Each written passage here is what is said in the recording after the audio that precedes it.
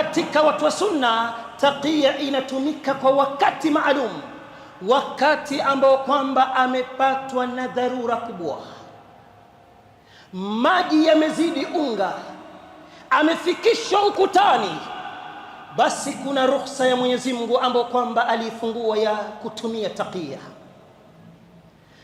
Na hii taqiya kwa watu wa sunna haitumiki ila kwa makafiri, wakati ambao kwamba makafiri wamewazidi Waislamu, wakamtia mbaroni Muislamu, wakamtesa, wakamwadhibu, wakamtaka adhihirishe kinyume na anavyoitakidi, akatumia taqiya kwa sababu ya kusalimika.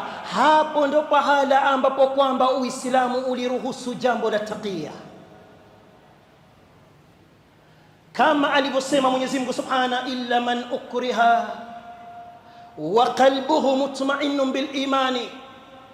Familia ya mzee Yasir aliteswa, wazazi wake Ammar ibn Yasir, baba akauliwa, mama akauliwa, Sumayya shahida wa kwanza.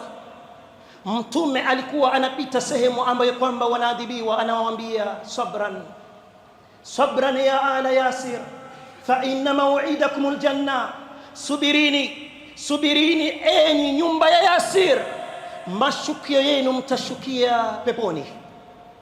Mwisho wakauliwa wazazi wa Ammar, akauliwa babake Yasir, akauliwa na mamake Sumayya.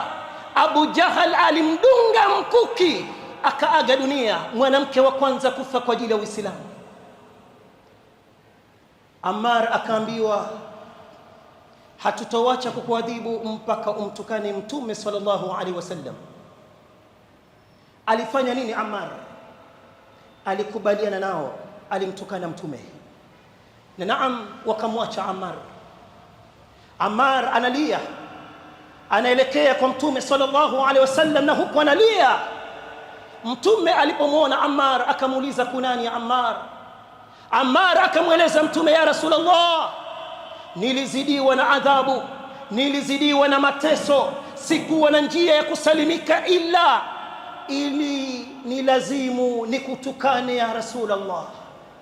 Mtume akamuuliza swali, kaifa tajidu qalbaka, vipi moyo wako wakati unanitukana? Naam, ni ulimi, lakini moyo wako ukoje?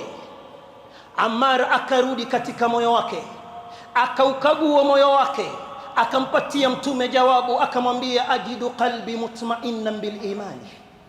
Ya Rasulullah, hayo maneno yalikuwa ni ya ulimini tu, ni maneno niliyatoa tu, lakini wewe imani yako ndani ya moyo wangu, imani yako iko pale pale. Mtume akamwambia, fa in adu faud, wakikushika tena, wakikutesa tena, wakakutaka unitukane, nitukane tena, maadamu roho yako iko na imani.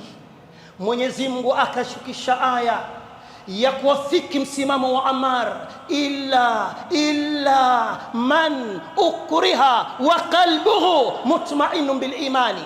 Atakubaliwa, ataruhusiwa yule ambaye kwamba atakufuru kwa ulimi, lakini moyo wake uko barabara katika imani. Tizama mahala penye Ammar alitumia taqiya, tizama sehemu ambayo kwamba Ammar alitumia taqiya.